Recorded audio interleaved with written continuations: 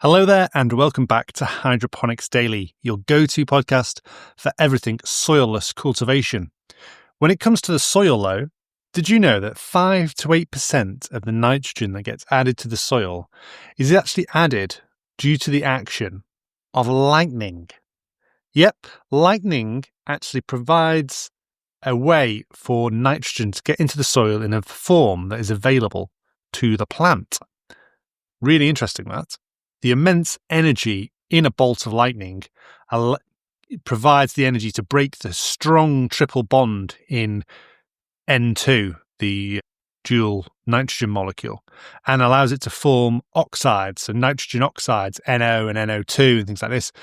And so those precipitate out in rainwater and can go into the ground as nitrates and provides fertilizer for plants. So about 5 to 8% of all the nitrogen in the soil. So what's this got to do with hydroponics? Well, rather than using synthetic stable fertilizers, it's thought that a number of growers in greenhouses could use plasma activated water as a fertilizer and a sterilizer, sanitizer for their hydroponics. And it's a big area of research this year. So what is plasma activated water? Plasma is the fourth state of matter, ionized gas. It's what lightning is made of. And scientists pass the plasma through regular water and it fuses it with reactive oxygen and nitrogen species, or RONs. So then these RONs act as a mild nitrogen fertilizer and as a natural sanitizer because they kill microbes. You certainly won't want them next to your plant for long because they might build up and kill your plant, but you need to make sure they're in the right levels. And that's where the research has been done, making sure we can produce them correctly and use them. So there's two ways it can be done in hydroponics. The plasma jet can go into the water reservoir directly, or plasma reactor with the water flowing through it, which probably sounds a bit safer to me, which looks like a small generator or reactor box attached to a water line. So this could potentially significantly reduce nitrogen use, fertilizer use in lettuce and leafy greens where it's been studied, and reduce the amount of energy required to produce nitrogen fertilizers, which is considerable, and reduce the price of nitrogen fertilizer for large-scale growers. And at the same time, double bubble, disinfect your nutrient reservoir, suppress pythium, biofilms, and algae. So isn't that fantastic? The other Brucey bonus for this is that it leaves no toxic residue, so they decay away naturally, the reactive species, unlike certain other sterilizing agents which will stay around, like chlorine.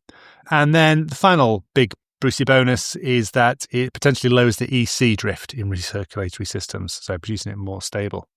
So there's a number of scientific trials and real cases where it's being used. In Taiwan seems to be leading this area, where bok choy grown with plasma activated water nitrogen performed similar to standard nutrient solutions. And then in European greenhouse labs testing POR, as it's called, for root zone sterilization in NFT systems. And some vertical farms are now using POR inline before tank top up for sanitations. What are the limitations and challenges? Well, the effect depends on water storage time. RONs degrade quickly. Dosing control is still experimental. Too weak and it's useless, too strong and it burns the roots, as I've said. And the equipment costs are probably too high for many growers at the moment.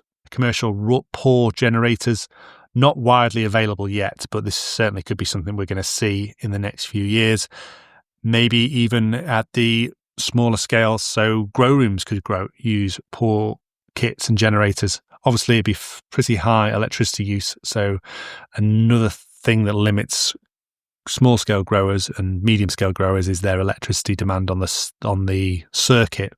Not so much the cost of the actual electricity, but the demand. Seen a lot of fires. There's been a big hydroponic grow that's gone on fire in Leicester, near to where I live this week, on the Narborough Road, and burnt down a load of houses. That was a domestic setup. Wonder what they were doing in there. And obviously another limitation of plasma activated waters, it's best as a supplement, not a full nutrient replacement, because it's only adding nitrogen. You still need potassium, calcium, magnesium, all the other fertilizer nutrients, the elements that you would find in a good fertilizer, like liquid gold in the UK, or gold leaf, as we call it, in the US, which is the only fertilizer with every single plant nutrient, and the only fertilizer to get you from seed to harvest with one bottle. So you could use that in conjunction with plasma activated water. If you wanted to add extra nitrogen, for example, in leafy green crops, that would be a good one. So who's going to be first to use plasma activated water? Probably large farms, those with high demand on nitrogen, but essentially those that want to sterilize without use of chlorine and peroxide, those that are persistently tackling biofilms or pythium.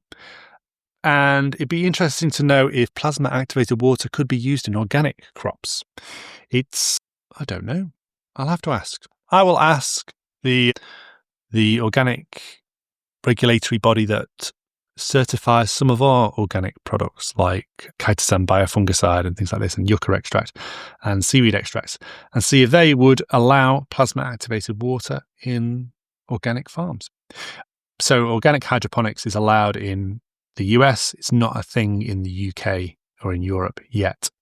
So it's a real thing. It's not hype, but it's still very early stages. So watch this space or watch other spaces. It could be an eco-friendly nitrogen and sanitation tool. So really interesting to know what your thoughts are on whether you think plasma activated water is going to be a big thing in the future. That's been Hydroponics Daily for today. If you found it useful, please leave a review on Apple Podcasts. And if you're not listening on Apple, then don't leave a review because it's pretty useless. Just check out eutrema.co.uk. And if you can't spell eutrema, it's Latin for wasabi, my favourite plant. Thank you very much for listening. Until tomorrow, goodbye.